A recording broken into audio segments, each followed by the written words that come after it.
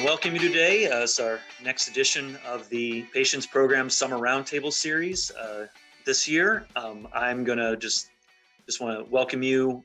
Thank you for being here. I'm going to turn it over to Dr. David Yoder, who's our facilitator for this panel, and I'll let him take it away from here. All right, thanks, Joe. I appreciate it, and welcome everybody. Hopefully, we're going to have a real good discussion for the next 90 minutes or so around some of the areas that payers engage patients around care, as well as benefit designs, and pretty broad-ranging discussion. So appreciate the University of Maryland inviting us, and it should be a good discussion. As Joe said, my name is Dr. David Yoder. I'm Vice President of Member Care and Benefits for the Federal Employees Program based in Washington, D.C. We insure about 5.6 million total federal employees, and I've spent pretty much my whole career within health plans. So this is a topic that's front and center to what we do. I'd like to introduce my two panelists who will also be engaging with us today. First up is Dr. Maria Lopes. Maria, if you want to introduce yourself and give us just a real quick background, that'd be great. Thank you so much, David. I'm an OBGYN by training. I've been on the payer side for the past 23 years in the role of Chief Medical Officer. Multiple organizations along the way, including another Blues plan, Horizon Blue Cross Blue Shield of New Jersey, Emblem Health in New York, Magellan RX, and now work on the clinical innovation side with integrated systems. So happy to be part of this distinguished panel and to talk about this very important topic. So thank you for having me. Great. Thanks, Maria. And also joining us is Hugh Fatadu from the Johns Hopkins Health System. Hugh, you want to introduce yourself and give a little background? Yes, thanks again, David. Good afternoon, everyone. My name is Hugh Fatadu. I'm the AVP of Pharmacy at Johns Hopkins Healthcare, which is actually the managed care or the payer arm of Johns Hopkins Health System. We insure about 500,000 members made up of Medicaid, Medicare, and commercial. Have been on the payer side for a little over 30 years now, with the last 25 years actually here at Johns Hopkins Healthcare. Glad to be here. All right, great, Hugh. Thanks, and appreciate you joining the panel as well.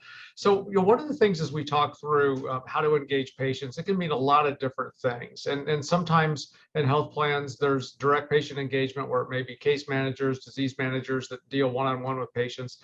But then sometimes it's also around how we design benefits, how we design formularies, how we do those types of benefit designs that may facilitate members engaged in their care, whether it be informed decision-making, whether it be shared decision-making.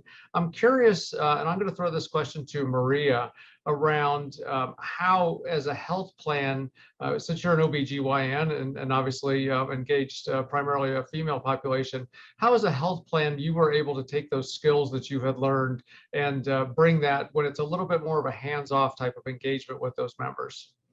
Yeah, well, we all know the role of affordability in terms of patient adherence and compliance. So certainly a key topic for today's world and even for employers. I'll start by, payers usually want to offer choice, but it may not be endless choice. And the reality, especially in a P&T committee, there's usually 3 slides that are presented. The first slide is the disease state background, because for some disease states, unmet need is also considered. If it's a disease that has significant impact on total cost, on mortality, morbidity, if there are quality measures, STAR measures, HEDIS measures associated with that condition, there may be a lot more openness to more choice rather than less choice. And so we certainly consider mechanism of action.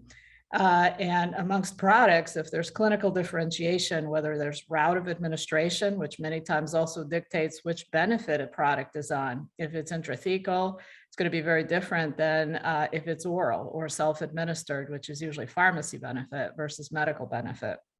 So it's mechanism of action, it's efficacy, safety, unmet need, route of administration, dosing frequency certainly as well, because we know how that can also impact adherence, and then back to the importance of the disease.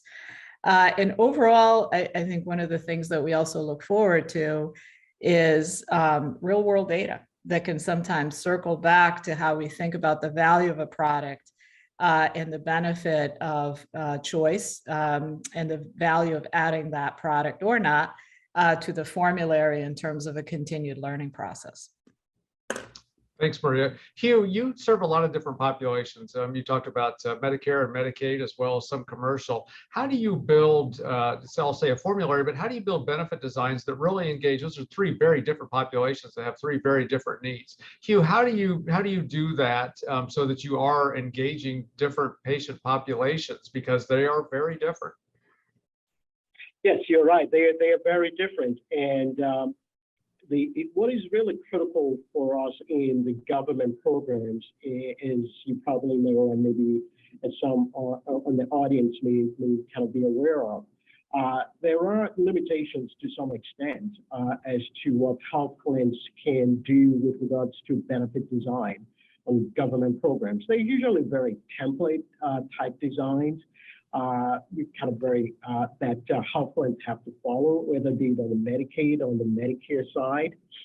That said, there are, I think, within health plans, more and more sensitivity around really engaging members in thinking about members' needs and collecting data first on the demographics of the members that we serve, and trying to use that information as we think about benefit design, not so much as we can impact, but then have some leverage there.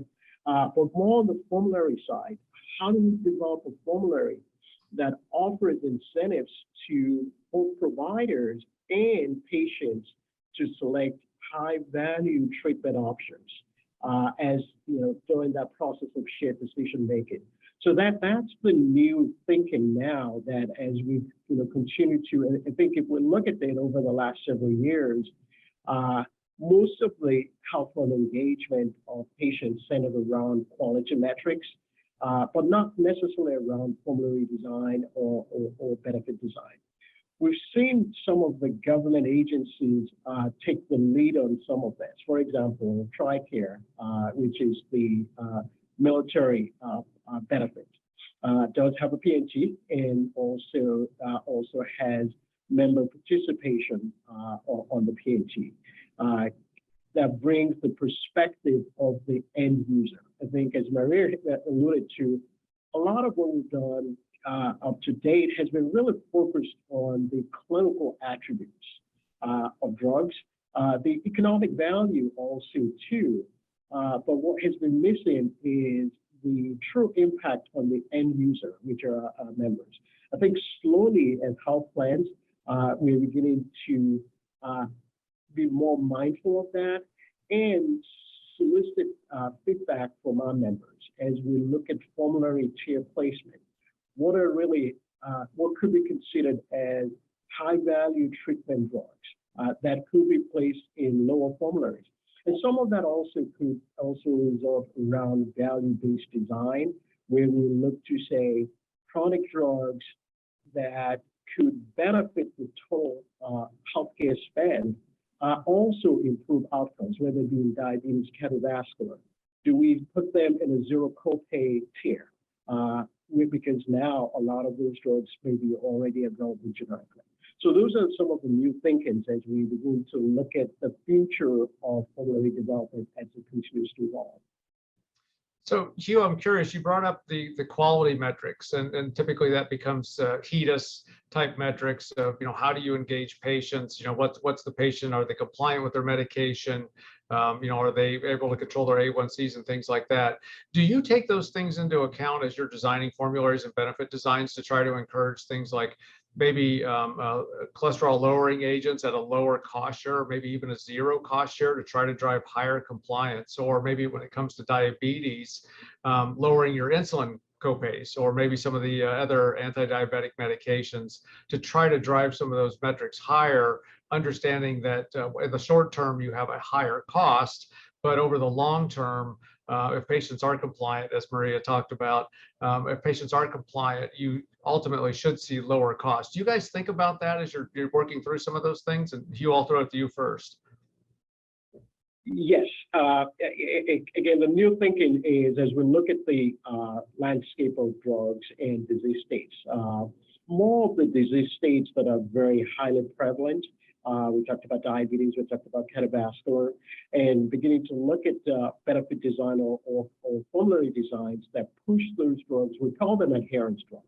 So all your statins, all your hypertension drugs, and most of your diabetes drugs, throwing them into the lowest cost share, and in some cases, the zero copay actually. Well, what we found also too, that it is not just a matter of having, even though cost does matter, cost plays a role in adherence, but in a lot of our data shows that there are other factors that also predict or impact adherence.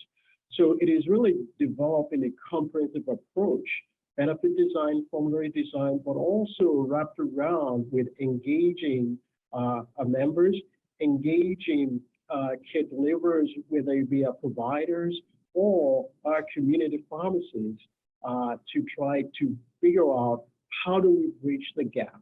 How do we close the gap of adherence? What kind of communications do we do to members? So again, really taking a very holistic approach and not just limiting it to putting drugs on zero copay or on the lowest cost formulary tier. Thanks, Hugh. Marie, anything else you want to add? Absolutely. I totally agree with you. I think also the value of what happens in the real world, because many times, you know, when a new drug comes to market, there's a lot of promise, but will it perform, right? What will the clinical comparative efficacy and safety and even adherence look like? So the value of real world data that helps us reframe what value means for a treatment, and totally agree in the context of more than just the spend in a category, but the implications for total cost of care, hospitalizations, readmissions, ER visits, the quality metrics, which are, you know, incredibly important to a payer. You know, a difference in 1 star can be worth about $55 per member per month in terms of reimbursement. Totally agree also with the concept of patient whole health. And I think it's not just the cost that matters, but adherence is really multifactorial. So we're really moving into an environment where we're really trying to do much more in terms of patient motivation, incorporating behavioral health into this as well, personalization, even gamification to try to keep patients adherent, and also provide education and tools to be able to continuously engage in that effort, especially around chronic care management. 50% of all chronic conditions are driven by poor lifestyle choices. So that's really been the challenging part, is not just adherence to medications, but adherence to lifestyle, which is a chronic long life endeavor. So changing, you know, what can we do to impact patient motivation, behavior change, be able to support them through that effort. And there's a huge and very significant role, I think, in technology, with more touch points, more personalization. I think we're seeing this now, especially with obesity and diabetes, hypertension, substance use, mental health as well, to really assist patients in this journey. And finally, with adherence, what can we even do at the community level, right? I think some of the very forward-thinking organizations are looking at building healthier communities, which is going way off the tangent of usually what health insurance has been designed to do. But especially in Medicaid, you literally bring the services to the member, to the home, to the community, in an effort to improve prevention, wellness, and the delivery of chronic care.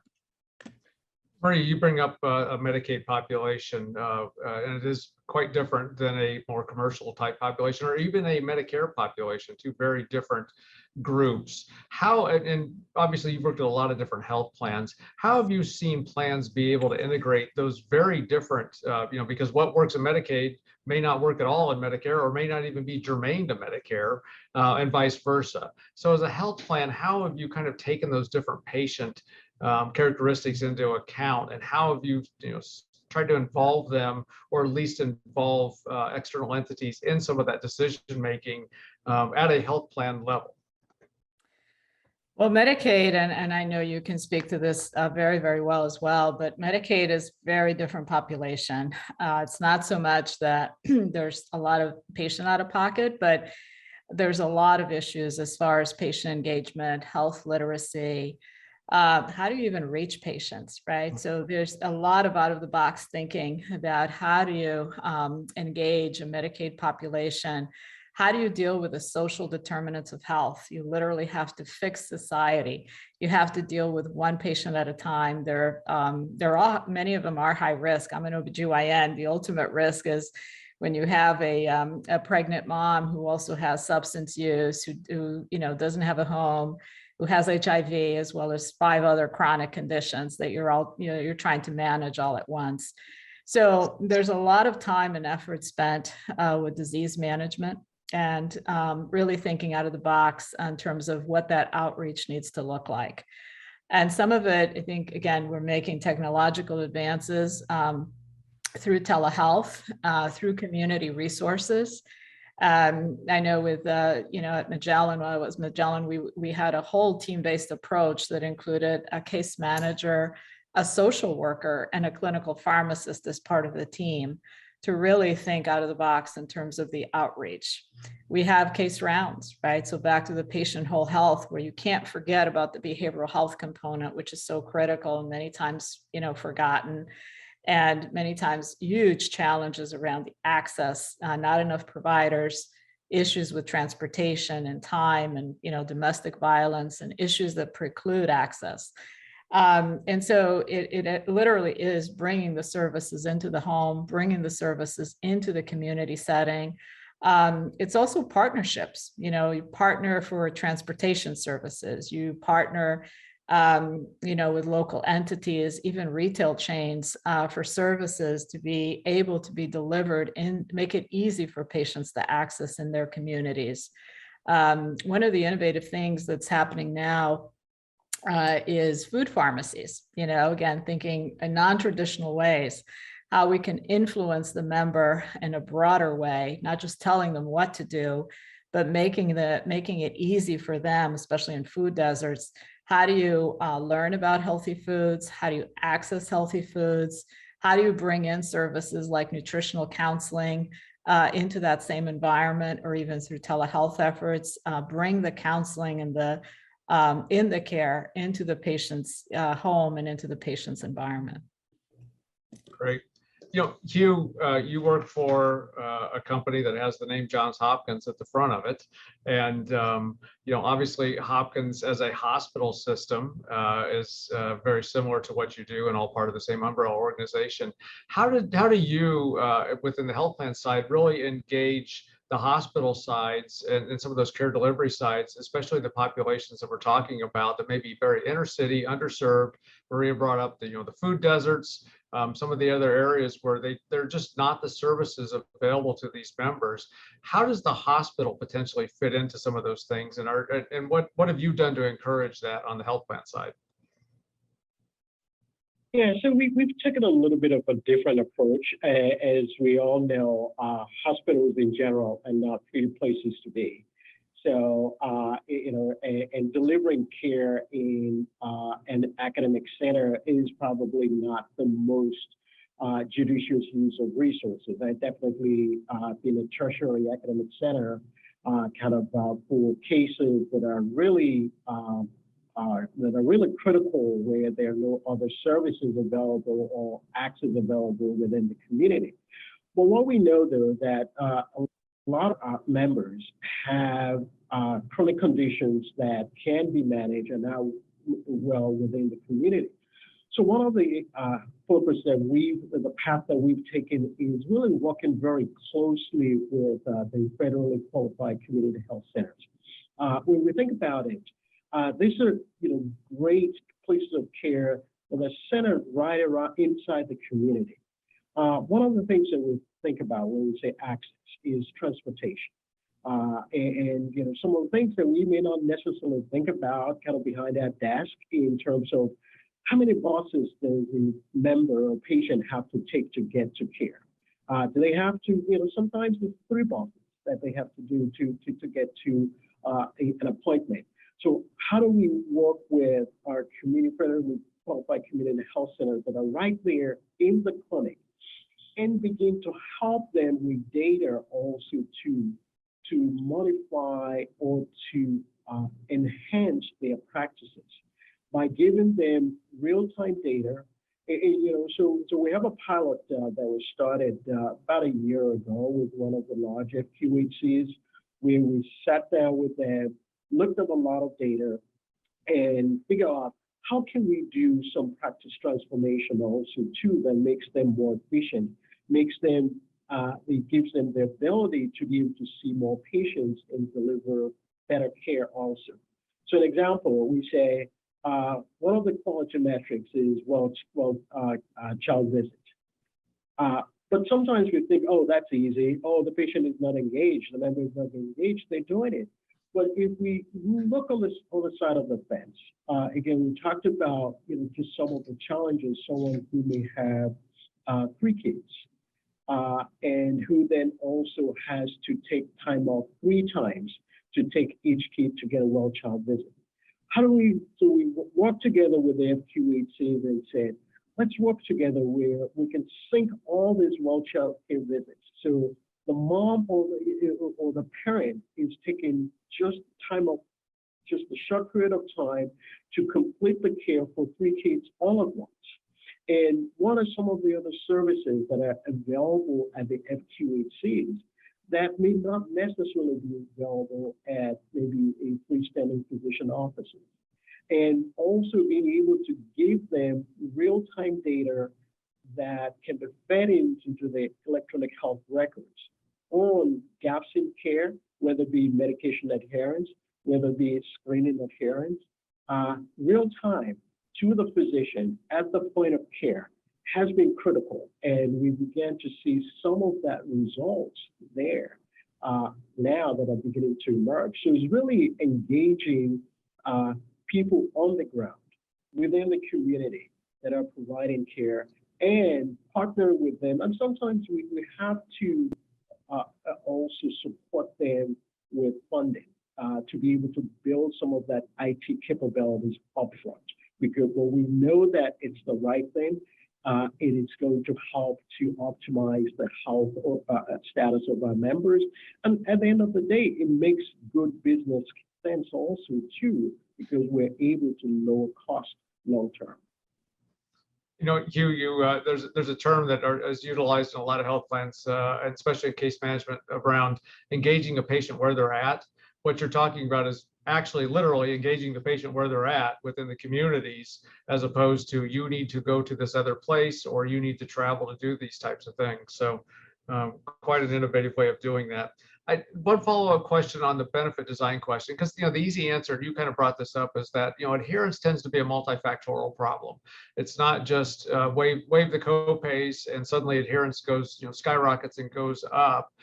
What additional ways, and this is either Maria or Hugh, whoever wants to answer, have you seen from a benefit design perspective that has encouraged members to engage in their care, whether it's compliance with their medication, whether it's making sure they get that annual physical so that things can get caught early? There's a lot of different ways to do that. I'm curious as to, one, what you've put into place, but two, maybe have some level of success in engaging patients, and to either one of you. Yeah, I can jump in. I think that with respect to wellness and prevention, some employers are very keen on this area as well. For those that employees that develop wellness plans, for those that are engaged in physical activity, which can actually be not just self-assessed, but reported on.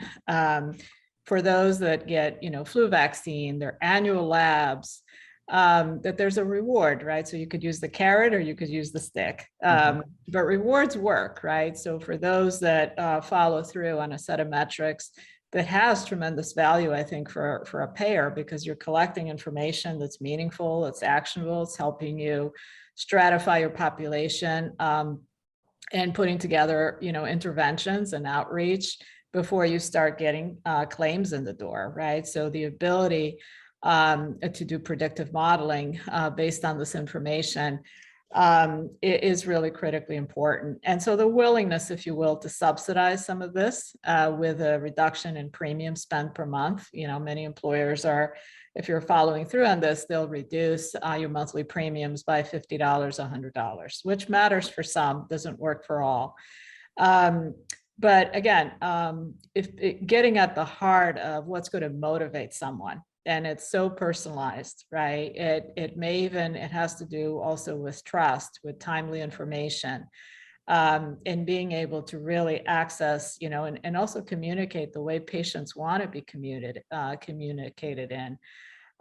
You mentioned information back to providers. Many times providers are completely in the dark about if somebody is adherent or not. Just because they wrote a prescription does not mean that they picked it up at the pharmacy or they're taking it appropriately. So a lot of innovative ways to think about how do you supplement some of those efforts? How do you supply, in a scalable way? How do you educate? I think the future is going to be more and more around technology that not just captures the information, but is interacting with patients and helping them do better, whether it's, if there's gaps in adherence due to forgetfulness, how we can improve that. If it's due to education, if it's due to affordability, or maybe if it's also due to side effects, right? That we capture that, and through the exchange of information and perhaps with wraparound services, because physicians, I have to say, we don't have, there's shortages of many, and sometimes information is actually, if it's not acted upon, it's actually a liability. So a wraparound services, particularly integrated care management that can then do the outreach, help patients daily, and being able to deliver on better outcomes. Great, thanks, Maria. Hugh, anything to add there?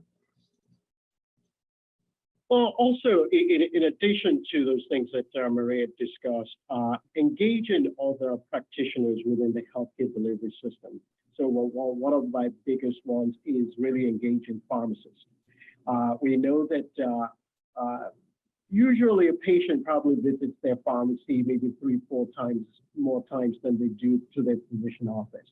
So, but really being able to partner with, and we're beginning to do a lot of this now, partner with our pharmacists in the community, arming them with that information also. They have probably more access to patients than any other healthcare provider, and really just helping them to also motivate patients on adherence.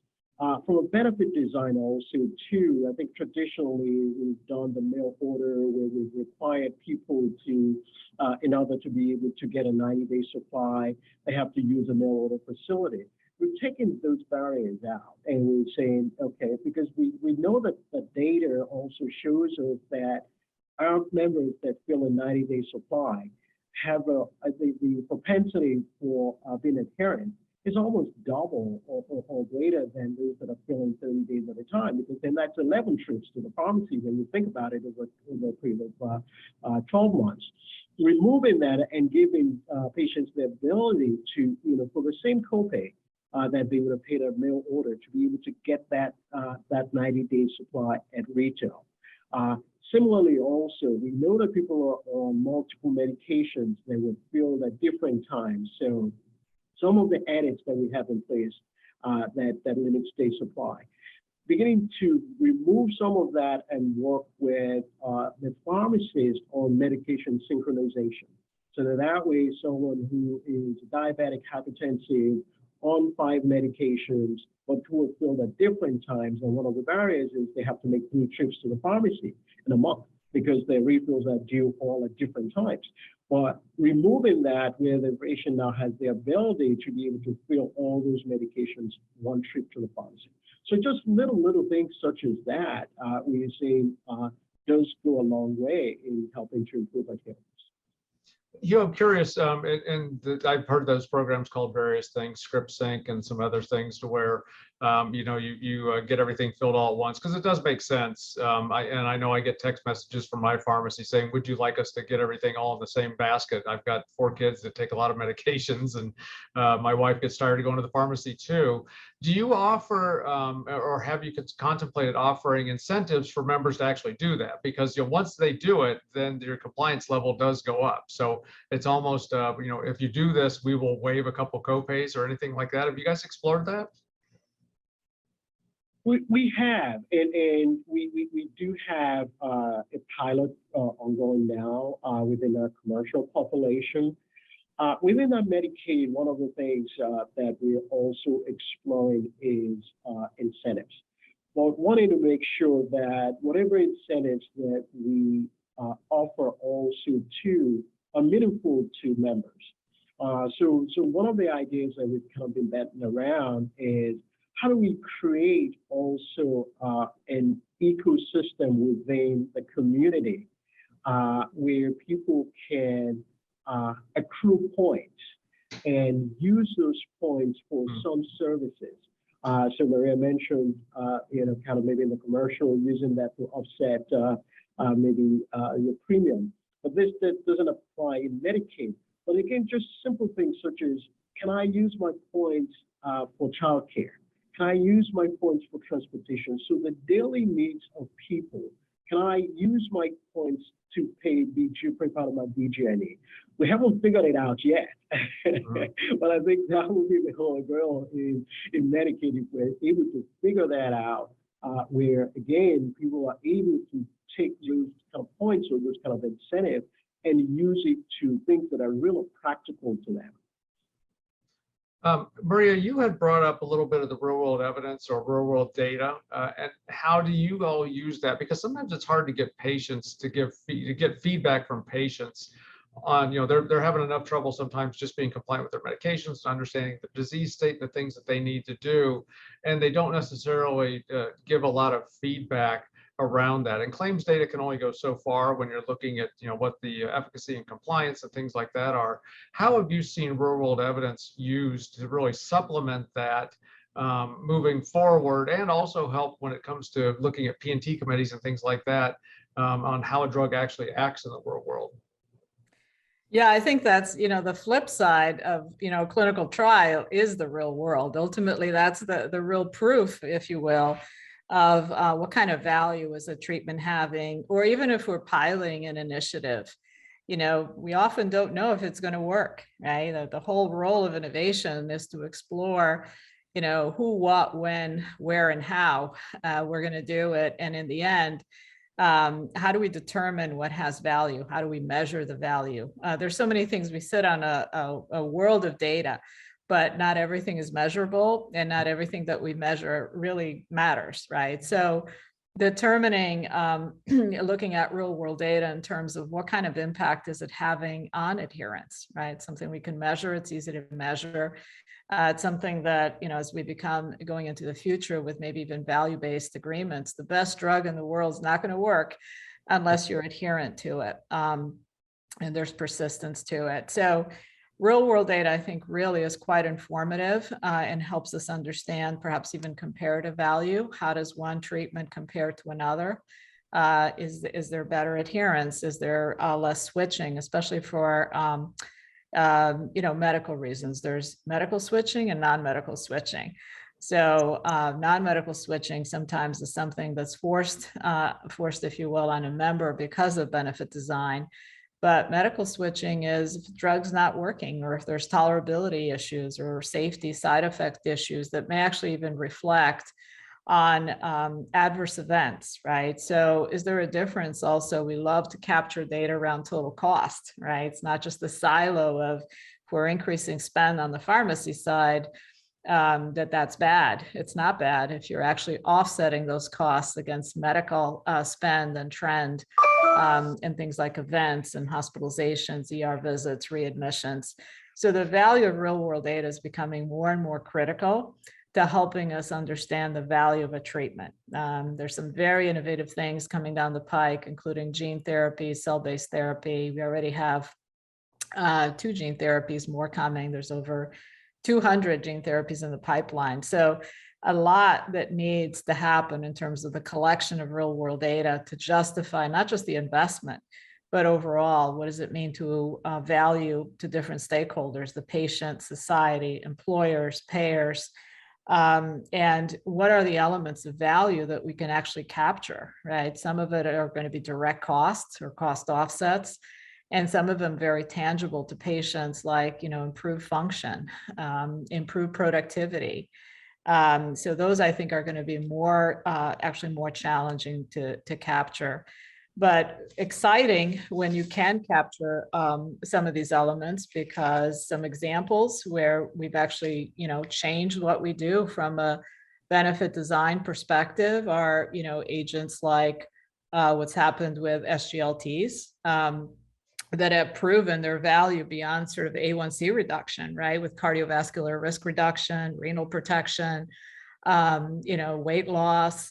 So a drug that does multiple things, and hopefully that is also encouraging for patients to stay on that treatment, and it also changed the guidelines. And Entresto is another great example where paying more has significant value if we can keep patients out of the hospital and avoid events. So I think real world data is going to be key to not just clinical differentiation, but also key to understanding value and hopefully solve for some of the issues and concerns around the affordability piece. Maria, I want to circle back. We got a question that come through in the chat around the food pharmacies, and I admit that that's probably the first time I've heard that term. Obviously, we've looked at benefit designs to where we may incentivize members with healthy foods or things like that. But talk a little bit more about a food pharmacy. So really kind of an innovative construct, and going way beyond. I remember when I started, and as a payer. It was very sort of almost with blinders. We cover this, this, and this, but whoa, no, we don't go beyond that. And how far we've come in thinking about the impact of social determinants of health. The concept of food pharmacy is that food is a health need, and healthy foods influence outcomes.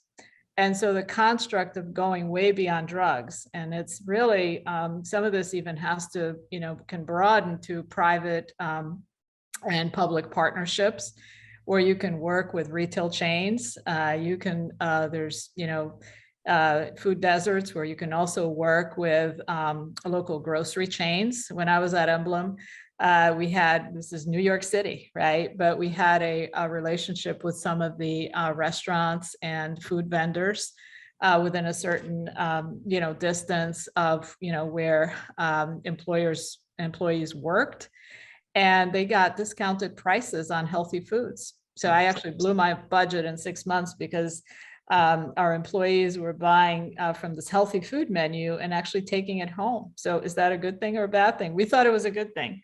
We were changing the culture around wellness. We were subsidizing, healthy foods, which in the end translated into better outcomes. But the concept of a food pharmacy also extends beyond sort of the nutrition and the food aspect. It also includes back to sort of the holistic approach, where patients can get information around nutrition, dietary consultation, nutritional counseling. If they're a diabetic, that's really, really important. And it's also more than just about one measure, because it's not just about A1C, it's about blood pressure. It's about adherence to medications and the lifestyle component that's so challenging to moderate. It's also about other things like, dyslipidemia and making sure that you're adherent to the medications, as well as knowing what to do from a lifestyle perspective with respect to healthy eating. So a tremendous opportunity, I think, more to think about integrating care and making it easy for the kind of the one-stop shop, not just telling patients what to do, but actually helping them do it. Got it. Hugh, I want to circle back to a point you made a little bit earlier around patients being involved. I think it was TRICARE and the actual Pharmacy and Therapeutics Committee. The roundtable is titled, how is the payer industry meaningfully engaging patients? What other ways have you seen patients brought into the process, not just feedback as they have, case disease management or things like that, but actually brought into the process. I know sometimes boards of pharmacy will have patients on them just as an external type of observer. They don't necessarily have a lot of interaction. But have you seen health plans bring in patients for other types of engagements? Maybe it's benefit design construction. I know a lot of health plans will have a patient advisory council or things like that, to where they want to hear how they're doing. But a lot of times that's more operational type things versus, how is our benefit design meeting your needs? Have you seen, Hugh, other ways health plans have engaged patients more at a base level versus more of a transactional type level? No, I think, again, we've not done a very good job on the health plan level. And there are, definitely multiple challenges in terms of how we do that. And how we, because one of the things we want to make sure that we don't do is to set up a process that kind of feels like a sham, where patients come in, they get advice, and we're not able to implement it. I think that is probably the worst thing we want to do, because it just breaks that trust that is already very fragile between payer and the community. And so as we continue to grow also as a society, and then like I said, there are many aspects of it. There's a government policy piece of it. Even on the employer side of it, there are a lot of the employer market now are self-insured, where the employers themselves are driving benefit design, or either directly or through their consultants.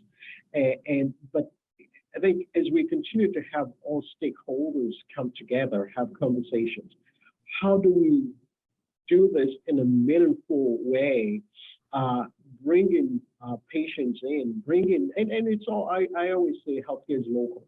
How do we bring the people that we serve into the community, into the health plan, and to really get a sense of what is it that motivates or can we do as a pair. But I always say that this is not something that we're going to solve in 1 year, 2 years. It even starts very well within the organization, kind of making sure within our own organizations that people who are looking at things and making decisions also, that we have a diverse thoughts of opinion also. And I've seen some health plans now begin to sponsor programs that bring in people from the community, either for some kind of fellowship program or what have you, because that also, kind of diversifies the opinions at the table when decisions are being made. So it could even start from there, kind of just having a wide spectrum of thoughts, opinions, and people who are from the community who work within the health plan and whose opinions that are valued also. But to answer your question directly, we've not done a very great job of engaging patients in design. A lot of the work we've done to date has been around quality metrics, engaging members on quality metrics. Got it. Thanks, Hugh. Maria and Hugh, we have all worked our careers in health plans, and health plans generally don't have a good reputation for helping patients with their care. I think a lot of patients will see health plans as more transactional, or the wall of no, or many hurdles to get care. And I think what ends up happening, especially folks from the outside, whenever they come and work in a health plan, or they come to maybe do a rotation or something like that, they see that it's really not that way. Talk a little bit about as you approach some of the benefit designs, but also how you engage with patients, how you see that. It's not a we're going to try to save money doing this. It's a how do we guarantee or guarantee that patients actually have ability to get health care. So Maria, talk a little bit about how you've seen that over time evolve, but also kind of validate, or hopefully validate the premise I put out there, that health plans are really trying to help patients get the care they need. Yeah. Well, I think the first goes back to organizational structure, right? We've really changed the composition of our committees. Half of the P&T committee that I've served in P&T committees, half of the composition is practicing physicians, different specialties. So we're definitely getting the voice of the clinician. The other half are internal, to the health plan. There may be also a consumer as part of that committee. Care management, it's not uncommon that we'll have a nurse as part of that committee or several nurses. So really trying to bring the voice of the customer into the committees that ultimately make the decision. The other is to also see the world from a patient standpoint. We have what's called a 360 view. What does the plan think they're doing, but also what's the customer experience? What's the provider experience?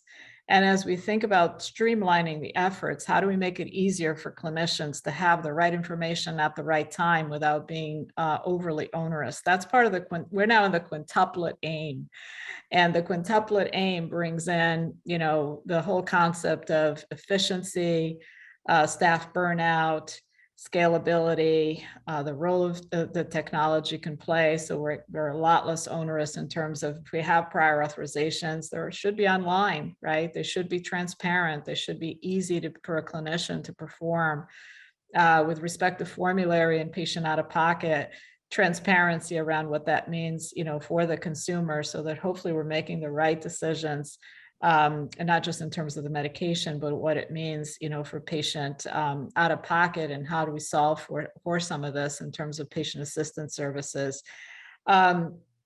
There's entire departments that are trying to get patients engaged, and the outreach that happens.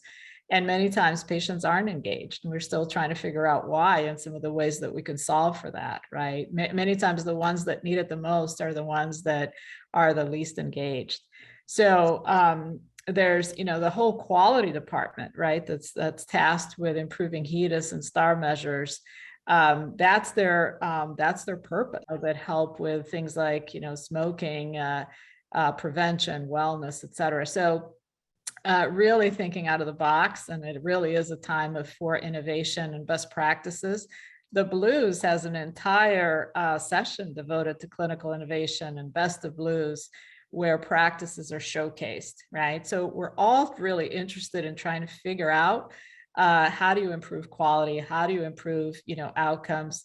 The lessons learned from the pilots, I think, are invaluable, because many times things don't work as well as we think they should, but it's an incredible forum in terms of lessons learned and where do we go from here. So back to the understanding of what are health plans trying to do, how they do it, the constraints from a regulatory standpoint are also formidable. But I think, plans many times have this, very negative perception around who they are, what they're trying to do, and more of a barrier rather than an enabler, when in fact, I think they're really, their mission and purpose is to manage, population health, improve quality and outcomes. And they service many stakeholders, including employers, who many times want to see those same things and want to see what innovation is part of what's being done to critically engage patients and drive better outcomes, as well as control the network, right? We can't ignore the network and the power, what I would call the power of the pen, that prescribers have in terms of prescribing medications, helping patients understand the value of those treatments, but many times the sort of the lack of time and sometimes even not being up to date with advancements that can really change the critical thinking and the value around the treatment and who is it appropriate for. Yep. There was a question that came in the chat, and I think we use probably a little bit of industry jargon a little bit sometimes. So P&T committee is P ampersand T, stands for Pharmacy and Therapeutics Committee. So typically P&T committees are where decisions are made about tiering of medications, what tier the drug's going to be on, as well as utilization management criteria that may be in place. So prior approval or step therapy or things like that. A lot of times it's a really good best practice, as Maria said, to make sure that you have your P&T committee actually have practicing physicians on it, which is what in fact, our committee we have here is 100% practicing physicians, because we want to hear what's really going on in the real world versus the monographs, basically the information that we get about a drug and how its efficacy is, because we really want to find out how it's being used in the real world. It may look great on paper, but providers may say, well, I'm only going to reserve this product for certain patient types because I feel that it's a better product for the more acute patients. But a lot of times, and Hugh, I'll direct this question to you, but a lot of times we're seeing physicians, historically they've not been real sensitive to cost. When it's on somebody else's dime. So Maria, you brought up the power of the pen. It's very easy to write a prescription for $5,000 a month because you don't have to pay the bill. But a lot of times physicians are now getting much more cognizant about the overall cost, and will try to prescribe lower cost treatments to members because they figure that the member is more likely to take something that is more accessible to them, either because it happens to be a tablet versus an injection or things like that. But I think physicians have gotten very good at trying to do that. At least that's been our understanding or our observance when it comes to the federal employees program. But Hugh, I'm curious as to how you have structured the P&T committee that you have to get that external viewpoint a little bit as you're looking at very scientific type documents.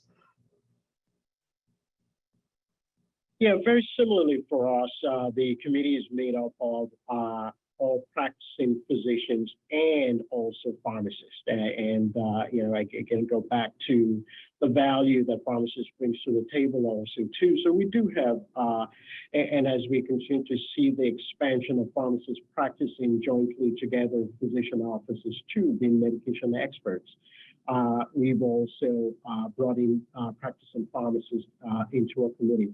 So again, these are all people who have the scientific background, because that's still the core of our drug selection.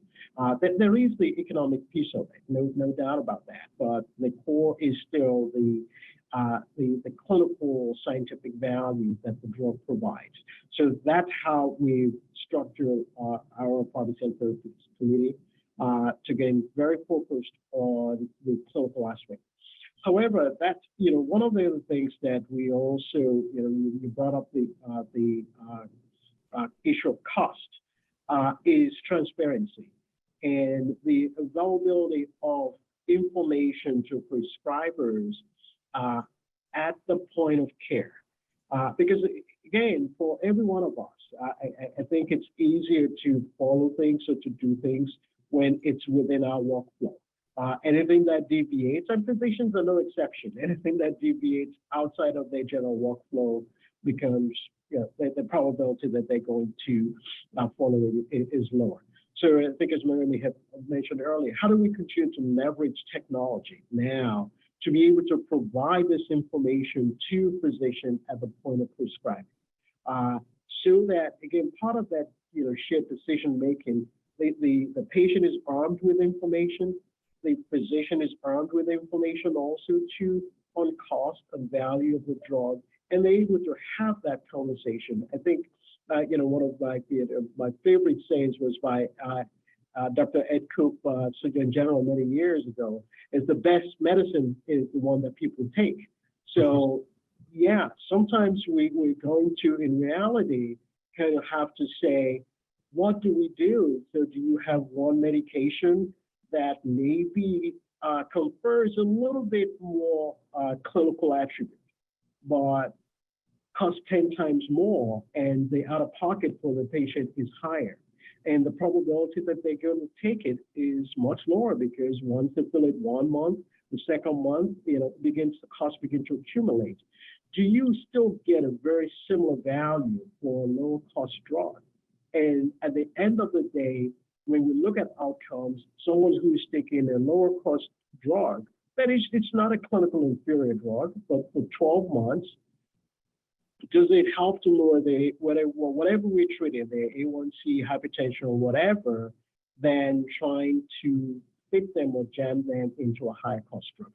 So again, being very transparent with information to both patients and to physicians at the point of care, so that again, part of that shared decision making is both the patient and the physician are looking at the same information. Thanks, Hugh. And there's plenty of questions coming in, so I'm kind of looking at questions as we go through. One of the questions that came up was, and I'm assuming this would probably be for an external organization that's looking to partner with payers. Talk about how health plans that you've worked at in the past, or even the health plans you work at now, how do you partner with some of the community organizations that are out there that are also trying to help patients through their journey? I know a lot of plans have foundations where they may make donations or may support different programs. But Maria and Hugh and whoever wants to go first, feel free to. How have you seen health plans do those types of engagements, either through foundation or through just the regular health plan? I think every payer is going to be a little bit different. Some payers or ACOs or integrated systems may even have their own clinical innovation division. And if you have that, that brings in a lot of the critical elements, even in terms of the thought leader support, KOL support that's going to be needed, the analytics that's going to be needed, kind of beyond the idea, how do you get it off the ground? But even those that, maybe are not as sophisticated, it starts with a dialogue, right? And for a partnership to evolve, there has to be sort of a burning platform for, it's usually above brand. It's not usually about a product, but about the disease, the concept, the construct of what metrics, why is this meaningful? What does what are the successful metrics that we're not, achieving and we're trying to achieve. And in that partnership, that there's synergy, right? And each side is going to contribute something that the other side simply does not have. So some of the examples I've seen, in the area certainly of diabetes have included, again, this construct of public-private partnerships that have evolved in terms of how do we improve patient engagement, motivation, where stakeholders greatly benefit from what success means in the short term, especially around HEDIS, STAR measures, population health, reduction in events and cost. I mentioned the food pharmacy example, and that actually has been quantified in a white paper, reduction of 2.1% in A1C. And, if this holds true, about 80% reduction in total costs. That's a success, right? So the way things get started is, again, through a dialogue, and where each side takes a critical role, right, in terms of what's being contributed, how will this work, how is it going to be rolled out. And it's usually a partnership that may start off as a pilot, 6-month or a year pilot. Both sides are going to learn tremendously from the experience and evolve from it. But it's critical that kind of align. Part of partnership is there's common goals that are being shared, and each side is contributing to those. And that you can't do it alone, right? That, each side, there's synergy between what that partnership represents. I think part of the success is also to bring in the right stakeholders very early on, whether it's IT or data analytics, or again, the stakeholders in terms of the physician voice, the patient voice, perhaps even the employer. We're going to roll this out to, a large employer. So that in the end, there's agreement, there's excitement, there's a lot of work, but we learn as much sometimes from what doesn't go well as much as what is going well, and we evolve from the effort. And then many times it turns into something that we can showcase in terms of not just the best practice, but even on RFPs. It becomes a competitive advantage when you can do it well as a health plan. You can showcase what that is to employers. in terms of the growth of your business and how competitive you can be in your marketplace. Question on partnering with health plans. So, Maria used to work for Horizon Blue Cross. I happened to be up there last week to meet with their CEO, and walking up and looking at a 25-story building.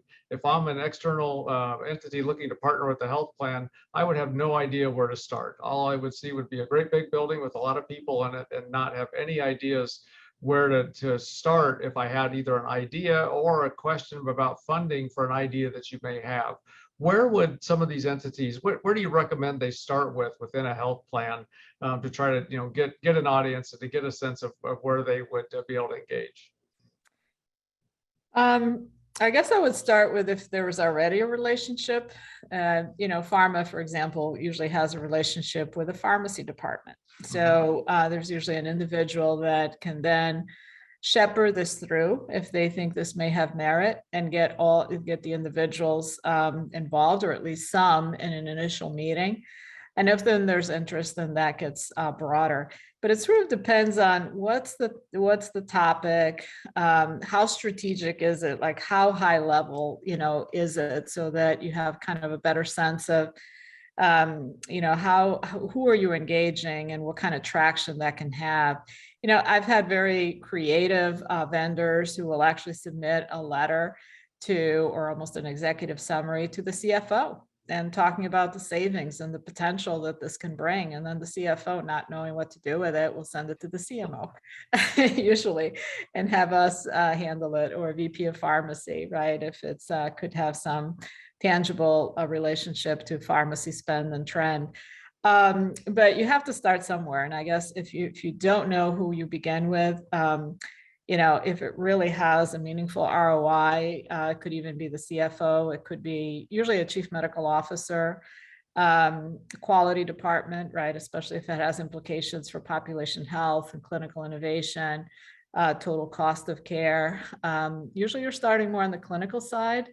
But if you don't know, then, sometimes, you work with who you have. So it may be a VP of pharmacy, or even a CFO, who then directs it to the right person, and or even an employer. I've seen employers, come to plans and say, why aren't you doing more around this area? Or if the CEO of a company has a particular, interest in a disease or a drug, we're going to hear about that, right? So it could be, through multiple angles. I've seen presentations done, to the business groups on health, where you have a huge audience of employers who then are going back to their respective, health plans and saying, what are you doing about this topic? Or it gets incorporated into an RFP. As an area of interest. So I think these are some of the ways to drive interest, drive discussion. And the biggest part is going from discussion to actually, going from concept to creating something of that idea, and then the implementation of that program. Hugh, if I was an external entity that just really didn't know anything about health plans, but I had a really good idea, in your health plan, or more community-based type health plans, where's a good place for them to start? I would generally recommend starting with the community relations department. And it's going to vary. If it's, as Maria said, if it's someone from a pharmaceutical company, it could be a different pathway, either through pharmacy. But let's structure around the conversation around patients. So there are patient advocacy groups, community groups that are interested in bringing thoughts or other ideas to the table. I would generally say for such groups, starting with the community relations department, and then working it up from there. One of the things that, from a community relations standpoint, is that, in my opinion, works better also too, it is being able to get a number of health plans within, I mentioned the healthcare is local. So if, let's say, in Maryland or even in the Baltimore area, getting plans together to collaborate and to commit to such programs. Because bearing in mind that, community-based programs sometimes because of personal health information. What we can share is limited, but the whole concept is lifting the health of the population, lifting the health of the community. And so really engaging multiple payers in that community is very essential for any such programs to be successful, rather than maybe just focusing on one health plan. Got it. Thanks, you. The other thing I would add too is that a lot of health plans have foundations that they will fund that do some of these organizations, or work with organizations that may have innovative ideas. The other thing to think about, if you're in the audience, is that a lot of health plans will also have venture funds where they have contributed capital to help fund new ideas that may be in the marketplace, to potentially bring them out, almost like a Shark Tank kind of environment, to where they would look very closely at some of the ideas and look at how ways to fund that. So there's a lot of different ways to get into health plan. Maria and Hugh are right. Every health plan is different. If you've seen one health plan, you've seen one health plan, and the doors to entry look very different depending on where that health plan is located at, what their populations that they serve are, as well as just the geographic location too. So thank you for that. We did have a question come in around for the panelists around whether you've seen any successful programs that really have engaged both communities, providers, and payers, to talk about maybe either interventions or any barriers as well. And I know value-based care, as well as some of the ACO type arrangements that some health plans have put into place, try to drive some of that, so providers are much more engaged. But curious if you have seen that, where there's really been that, I think, Maria, you called it a public-private partnership, but other ways that patients have been brought into some of those more external, and maybe it becomes an external convening entity that's more of a neutral third party versus the health plan doing that. Curious if either one of you have seen that be successful, or seen it done well in your careers. I think there's been a lot of, things that we're trying to do, especially around obesity, diabetes, chronic care, that, ultimately impacts, with diabetes, so many other comorbidities, right? Sleep apnea and cardiac risk and end-stage renal disease. But, stakeholder groups that have included endocrinologists, an academic center, grocery stores, and a dominant payer in the region, to really think critically about what can this mean in this partnership. What does each contributor have in terms of this? You called it JV. We have JV relationships where, like Shark Tank, if one side wins, the other side wins. And really there's very synergistic relationships and very long-term partnerships associated with those JVs. But even where pharma's at the table, I can think of, a committee that I'm part of now. It's called CCSC. And it really is, it started off with hemophilia in terms of, how payers see the data, the challenges around patient care, the predictability of cost, the influence on formularies. What does a best practice look like? So incorporating also HTCs in this dialogue, which is hemophilia treatment centers, the role of advocacy, and I would say constructive advocacy. And constructive advocacy is really a movement to be evidence-based, to take a look at critical measures around waste and patient choice, total cost, adherence. So there's the provider, the provider side, the patient side. This can also feed into guidelines. So peripherally, there's a voice, if you will, from multiple stakeholders, but ultimately evolves hopefully into some rigor around best practices that then can be shared. And this really has evolved now to be a forum where it's beyond hemophilia. It's really a forum for affordability and sustainability for, specialty and rare and orphan diseases. So I really think, hopefully that evolves into more than just payer versus pharma. And then the patient, hopefully being very much part of this dialogue as well as expertise. And there's also, I'm sure, Maria, you're familiar with the Pacific Group on Health and the Washington Business Group, and there's a few others out there that really try to bring those multi-stakeholders in.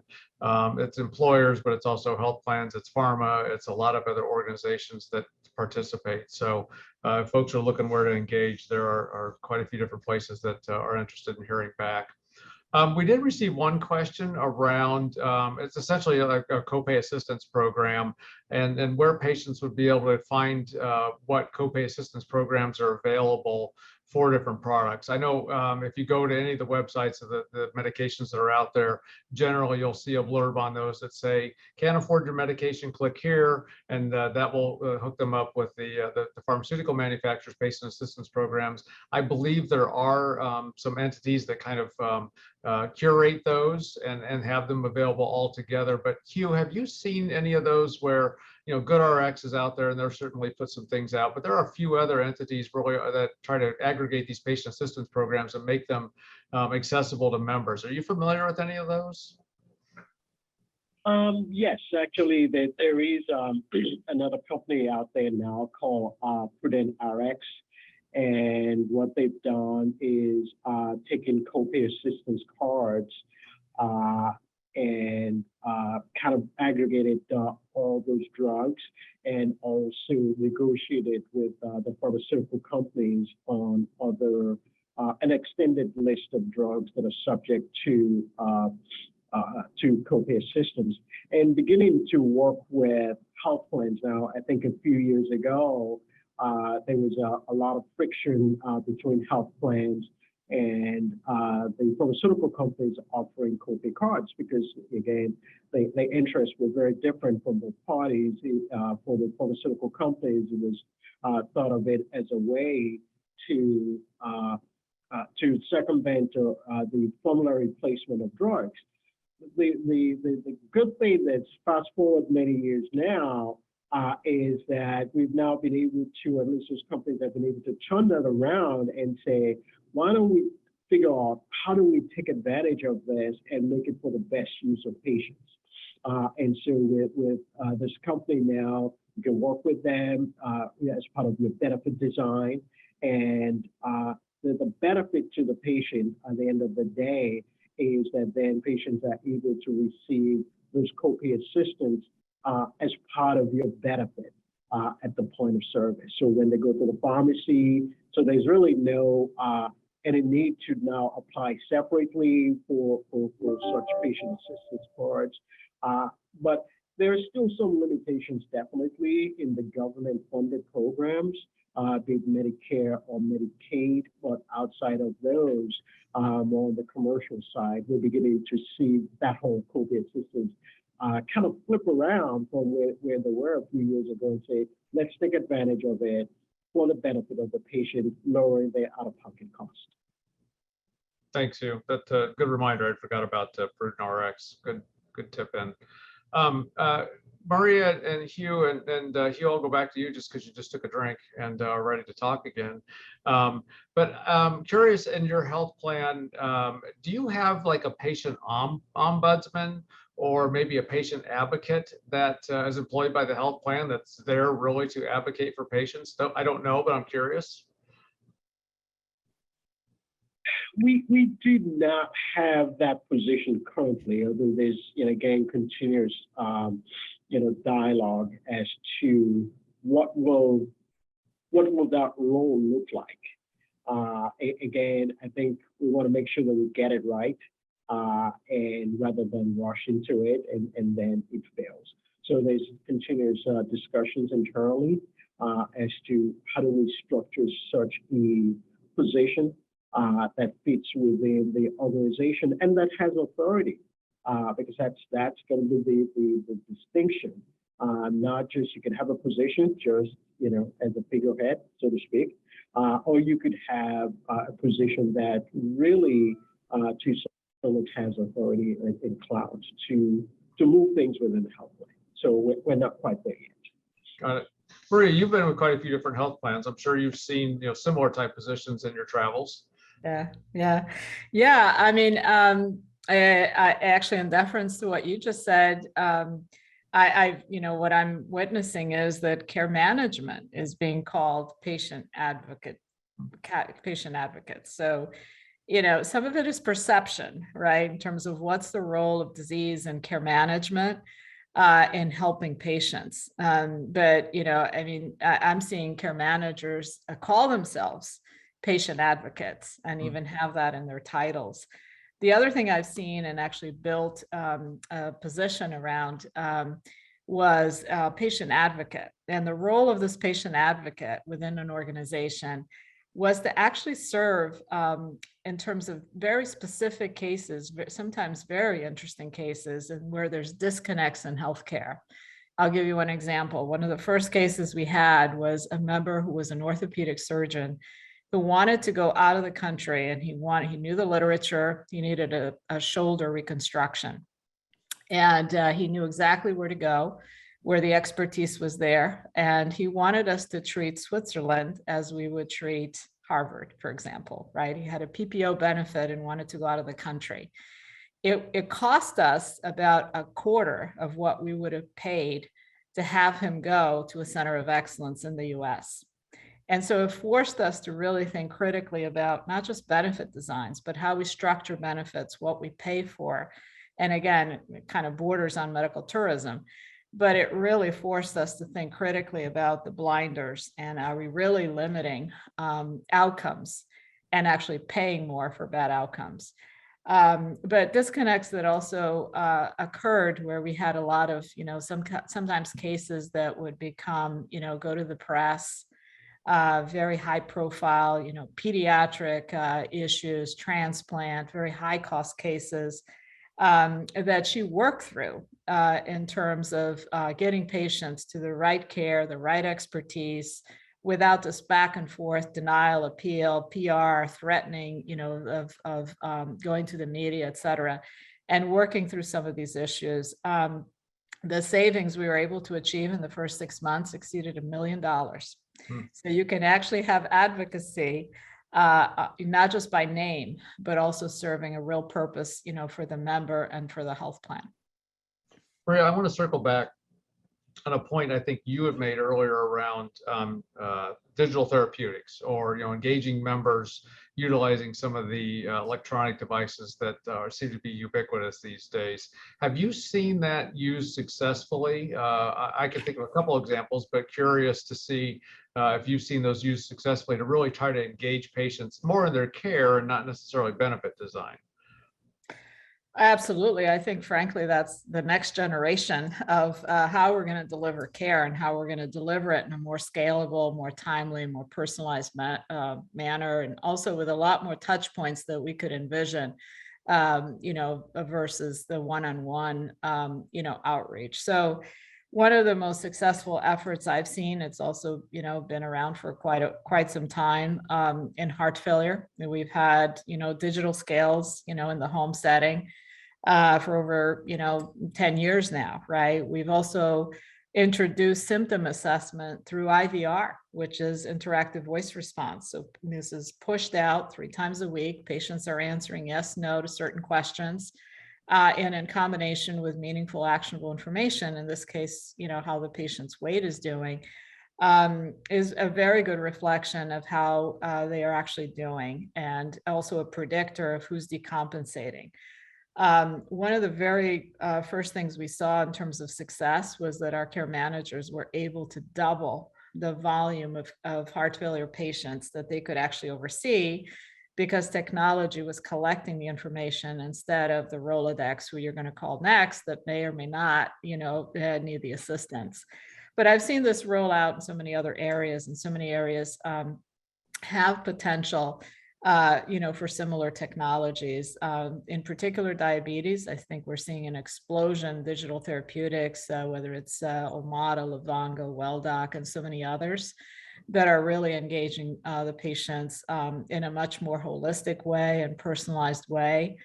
The same is happening, I think, in respiratory, with, apps and solutions like Propeller Health, and being able to even collect information on technique, right? Adherence, but also technique, because with an inhaler, patients may think they're doing everything they're told, but if their technique is incorrect, then, as you said earlier, the best drug is the one that's taken, and the one that's taken correctly. So being able to, and also not just, also triage patients, right? So clinicians can see, do we have a technique issue? Do we have an efficacy problem? Or do we have an adherence issue? So I really think these hold tremendous promise on the patient engagement side. If you look at substance use and behavioral health, I think that lends itself also beautifully to services that can be rendered in the home that can really assist with access to care and through technology, cheaper, faster, better, in solving for some, health equity and health disparity and travel related issues, time, et cetera. So stay tuned. I think there's a whole generation of almost every disease now has some type of app and solution, but certainly a lot of interest in how these can be not just the funding of them, but what utility, what role do they have in improving care coordination and improving outcomes? Thanks, Maria. If there are questions, please put them into the Q&A. We're almost out of time, but we can get a last couple in. Hugh, why some new questions may be coming in. You had mentioned the role of the pharmacist a little bit, and how they can help with some of the interventions we're talking about and actually engage patients. And those, I'm thinking more around the retail pharmacy side, to where pharmacists may actually see patients on a routine basis more often than the recorded checkup they may have with their physician. Talk to me a little bit about some of the programs you may have put in place for retail pharmacists, and how you have engaged them and really helped them practice to the top of their license when it comes to working with patients. Yeah, so we've engaged some of our retail network pharmacists in various ways. One has been with medication adherence, being able to provide information to them continuously on gaps in adherence. Medication reconciliation is another one that we've been working with our pharmacy partners on, and also gaps in care. So things such as the use of cholesterol-lowering medications in patients that are diabetic or have a cardiovascular disease, that guidelines do recommend for those patients to be on such drugs if not contraindicated, but they're not. So, but continuously providing that information to the pharmacists, so the pharmacists have that information at their fingertips when the patient comes in, being able to have that consult with the patient. And we've also seen that some of the, one of the big chains actually has moved a little bit beyond just being able to do that, because part of it also too is tying all this information into the ecosystem. So getting the information that the pharmacist is collecting real time, being able to transmit it to their physician electronically into the electronic health records. Is also very critical. And even some of this quality metrics that we measure, the information has to reside in the patient's records. So those are, and so for that pharmacy chain that has an ability now to transmit that information to the physician, we're really very excited about that, and we are beginning to measure what is the impact of these, those programs that we're putting. Great, thanks, Hugh. Well, we don't have any other questions in the chat, and I know we're just about out of time. So I wanted to thank both our panelists for a very lively discussion and some really good feedback, and hopefully the audience members got really good information to help them as they go about the jobs that they have as well.